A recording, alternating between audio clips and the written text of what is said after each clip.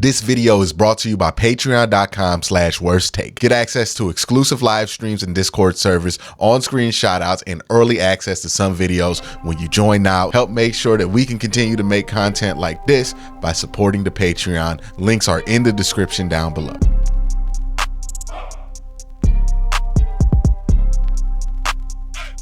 Browns just finished their game versus the Cincinnati Bengals. And there's a lot to take away from this. Obviously, I talked about this in an earlier video. Deshaun Watson tears his Achilles in this game. Likely out for the rest of the year. Probably out for a chunk of next year as well. It looked like one of the more serious varieties of Achilles injuries. And it's just a lot to ask for Watson to try to come back from that at the start of next season. So we'll see what his future looks like. But we know now for the rest of the season, the Browns are likely to have to play other quarterbacks, right? I'm only using allegedly and possibly because we haven't got the official report that he has a torn Achilles. But it's very likely that he has a torn Achilles at this point. And I would be surprised if we didn't hear otherwise. Now let's talk about this game into three parts. What went wrong in this game? Well, the Browns lost this game 21-14. That's what the box score is going to say. Here's what the true story about this game is. The Browns special teams unit in this game cost the Browns about 11 points of difference. They gave up a kick return touchdown that they absolutely shouldn't have to start this game. So that's 7 points there. They missed a under 50-yard field goal, which was supposed to go in. That's 3 points right there. And then Dustin Hopkins misses an extra point. Now, the Browns eventually get that extra point back at the end of this game when they convert a two-point conversion. So maybe you want to say they cost them 10 points instead of 11 because they ended up getting back the two-point conversion. And if the Browns never missed that extra point, they would have never needed to go for the two-point conversion. So let's say and call it even at about 10 points here, the Browns that the Browns special teams cost this team. Well, the score of this game was 21-14. That's the difference of the game right there. You don't give up a touchdown to start the game. The way this defense was playing, especially at the start of the game, you would have been in a beautiful position to win this football game here. The way that this defense played for most of the game, the defense only gave up 14 points here. Like, you can be mad that they gave up 14 in the third quarter, but let's be real here. The defense showed up in a big way for most of this game, pretty much all this game. The offense, it was up and down. To be fair to Deshaun Watson, I thought that he was in the middle of his best drive this season when he went down with the Achilles injury. He was 15 of 17. Now, before that drive, he had a high completion percentage, but it was for 60 yards, so it wasn't too impressive. He started moving the ball downfield and getting chunks on that last drive that he was in, unfortunately, right before the end of the half. He was 15 of 17, 128, I think in the middle of his best drive of the season, tears his Achilles. DTR comes in and immediately throws one of the better balls that we've seen all year. Beautiful back shoulder ball to Cedric Tillman that forces a pass interference call, which I thought was a really good throw by DTR. And then the Browns score on a Nick Chubb touchdown, which brought the game to about 6-7. Obviously, Dustin Hopkins misses the field goal, extra point, my bad, and you go 6-7 instead of 7-7. We got to have a conversation about Dustin Hopkins at the end of this video because I think it's time for him to go. As good as he's kicked for this team, I've given him a long leash, but I think it's about time for us to look at other options here because he's been bad. But we'll have that conversation at the end of this video. Then the DTR came in, and I thought the first two drives that DTR had coming out of halftime, right? Let me double check it, right? So they went out on downs on an 8-play, 57-yard drive, and then the second drive they had, DTR throws an interception. After this interception, DTR played like absolute garbage for the rest of the game. The offense played like absolute garbage. Like DTR was bad. He had that drive at the end of the half, And then he had that drive to start the second quarter where I thought he made some plays there. They were doing some RPO stuff that I thought was interesting. And then they go out on downs. I think it was a missed throw, right? Was it? Yeah, the missed throw to Nick Chubb. That turns into an interception to Cedric Tillman. And then the kid was in his head for the rest of the game. This is an unfortunate pattern I've recognized with DTR. He does not have that ability to stop the avalanche, right? When it gets bad, it gets worse and worse and worse and worse and worse with him. He snowballs. Some guys, and look, the quarterbacks that are able to make it in the NFL and play long careers, they're not going to be guys who let these things avalanche as visibly as DTR lets these things avalanche. He has to get a hold of that. He has some talent there. He's a great athlete, had one of the most explosive plays of the Browns season in this game on a keeper. Like, there's talent there for DTR.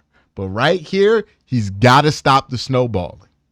It reminds me of JOK, right? Where in JOK's second year, he had this tendency where he would guess something, it would be wrong, and because he made that mistake, he would mess up and be hesitant the whole rest of the game. That's exactly what you saw with DTR.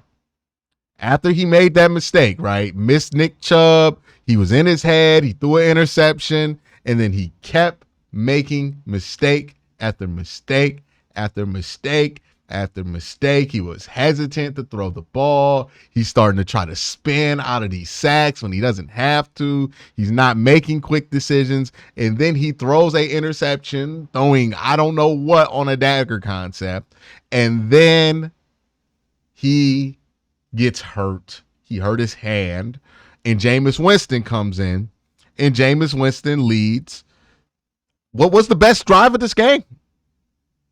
Yeah, I got to go back. Let me see the missed field goal drive. Where did they start from on the missed field goal? 10 plays, 32 yards, missed field goal.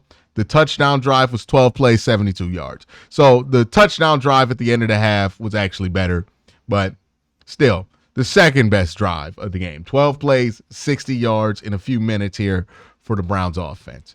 So Jameis comes in, looks fine. You start to wonder, like, why wasn't Jameis the backup if this is what DTR was looking like, or did they not anticipate that he would do this? Did they think he was over it? I don't know. Thing that's popped up, some people have asked this, hey, why did the Browns put in Jameis Winston earlier? It's important to note that you couldn't just simply put Jameis Winston into the game. He was the emergency quarterback, which means you have to be out of eligible quarterbacks in order for Jameis Winston to play. If that is the situation, then Jameis Winston can play. But it's not like it just makes it so Jameis is third on the depth chart and you could put him in whenever you feel like is necessary. Everybody has to be hurt, and then you play your emergency quarterback. The reason Jameis was able to get into the game this week was because Deshaun got hurt and then DTR got hurt, so Jameis could finish the game. But if DTR did not get hurt, then DTR would have had to finish the game.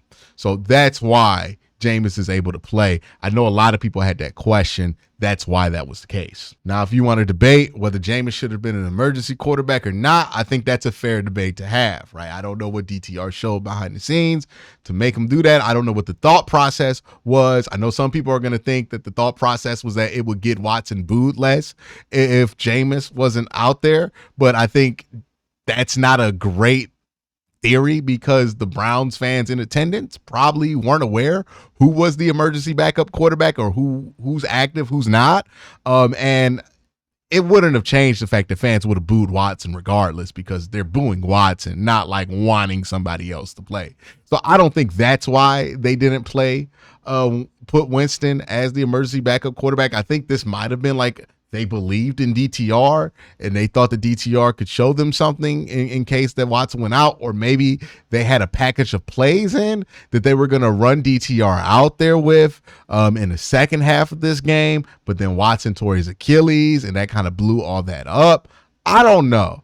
Something went into that decision. They will never tell us the information necessary to really know why they did it, but there was something that went into that decision. You want to criticize that decision, that's fine, but the Browns just couldn't simply put Winston in after they made him the emergency quarterback, is my point. But Jameis, likely going to start next week.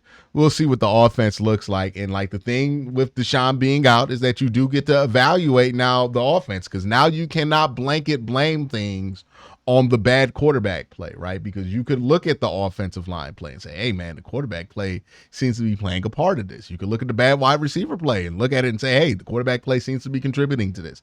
Now that you're switching quarterbacks in and out, you're going to see, are there going to be some constants to what's going on in the offense? Is it going to consistently be the offensive line, or is it going to consistently be the wide receiving core? We'll see. I would also be remiss if I did not mention that Jedrick Wills, I believe, had an awful game after having a pretty decent one in his first return game back.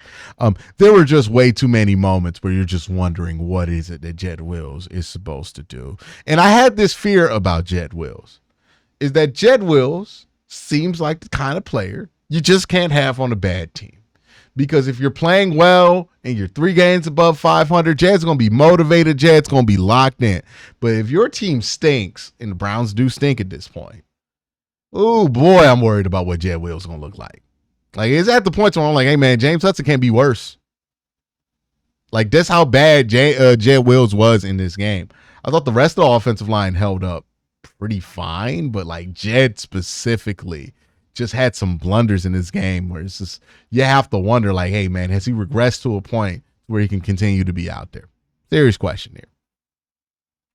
Jameis Winston likely in for next week when the Browns take on, what team do they take on next week? I believe it's Baltimore. It is Baltimore. So, hey man, world's coming in fast. I would not start DTR versus Baltimore. So that's really what it was for the Browns offense. Nick Chubb looked like a guy coming back from a year's worth of injury. That's what Nick Chubb looked like in this game. There were some flashes where he started to look like the old Nick Chubb, but he looked like a dude who was injured and coming back for the first time. Only averaged 2 yards a carry, got 11 carries in this game. I think he'll look better in his second game back. I think that a lot of this was just Russ being knocked off and just Nick Chubb getting used to getting hit again. He just seemed more hesitant as a runner than I've ever seen him, and I think that will improve itself as time goes on. So that's what Nick Chubb looked like in this game. The leading wide receiver, Cedric Tillman. Thought Cedric Tillman had a solid game in this one. He was one of the guys that DTR had a lot of chemistry with. 12 targets in this one. David Njoku, 14 targets in this game. Big safety blanket game, especially in the second half for David Njoku. I thought David had a strong second half to this game. Jordan Atkins, I thought, played well. Jerry Jeudy was visibly frustrated in this one. Only got 5 targets, only got 1 reception here for 18 yards in the game, and I believe that came when Jameis was the quarterback. So we're talking about 3 quarterbacks into this game. Jerry Jeudy gets a target. I would imagine that's very frustrating, especially when they traded Amari Cooper the week before. You're anticipating you're the number 1 receiver. Why aren't you getting the ball? That makes a ton of sense to be upset about. Still don't want them to show it that visibly because it becomes a thing. We'll see what they say in the post-game pressers about it. But Jerry Jeudy visibly frustrated. Look, everybody's visibly frustrated with this Browns offense. But that's really the story of this game. Browns offense kind of looked the same as it always does. Very unproductive, but few and far scoring drives in between each other. And I think the thing that really hurt the Browns in this game, special teams performance. Cost you about 10 points, maybe 11 points if you want to call the raw points, but 10 points effectively. This special teams unit cost you. I think you win this game if special teams has a good game. And we talk about it, complementary football. The Browns not really great at it. When the offense is playing well, the few drives this year that's happened, the defense doesn't support them. And then when the defense is playing well, sometimes it's the special teams not supporting them. We can't get 2 of these units on the same page at the same time, and it's costing us games, multiple games.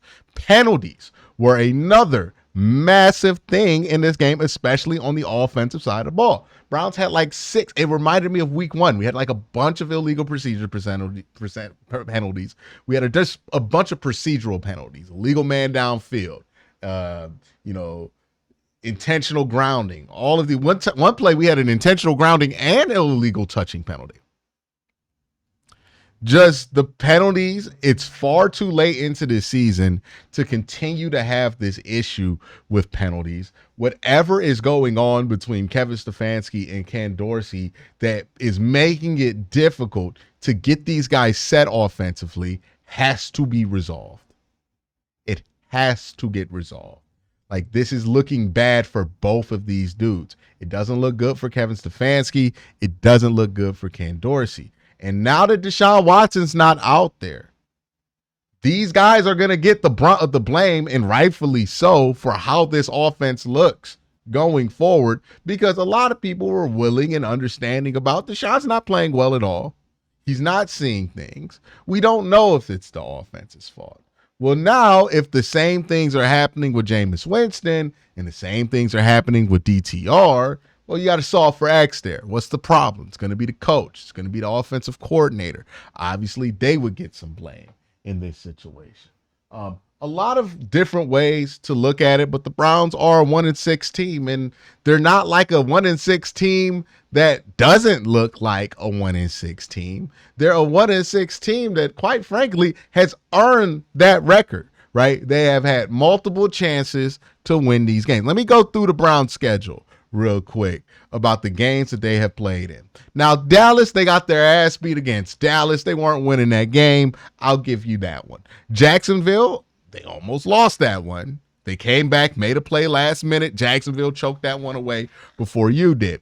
The New York Giants game, you had 3 straight possessions offensively where you were only down a touchdown, where you had a chance to take the lead or tie. Did not get it done. The Raiders, same exact situation against the Raiders. The Commanders game, I mean, we've talked about it at large. One of the more poor performances that you've seen from a quarterback in that game. And then the Eagles game, you had a chance to win that. And I would argue this Bengals game, if you get a better showing offense from your special teams, you have a chance to win that. A competent football team, a competent team this year through this stretch would be what? 3, 4, 5-2. And that doesn't mean you're good. That just means with how these games played out, if the Browns were a competent bunch, they would be 5-2. Right now, they're incompetent. That falls on coaching. That falls on the players. That falls on the general manager. This team is incompetent. They have earned a 1-6 position so far in this season. And the question is, what kind of team are they going to be for the rest of the season? Because if Deshaun Watson is playing bad, that's one thing. People are going to blame Deshaun. A lot of people don't like Deshaun, so that's going to fly. But now that Deshaun Watson's not out there anymore, this microscope is going to get a lot tighter on Kevin, a lot tighter on Ken Dorsey, and a lot tighter on Andrew Berry.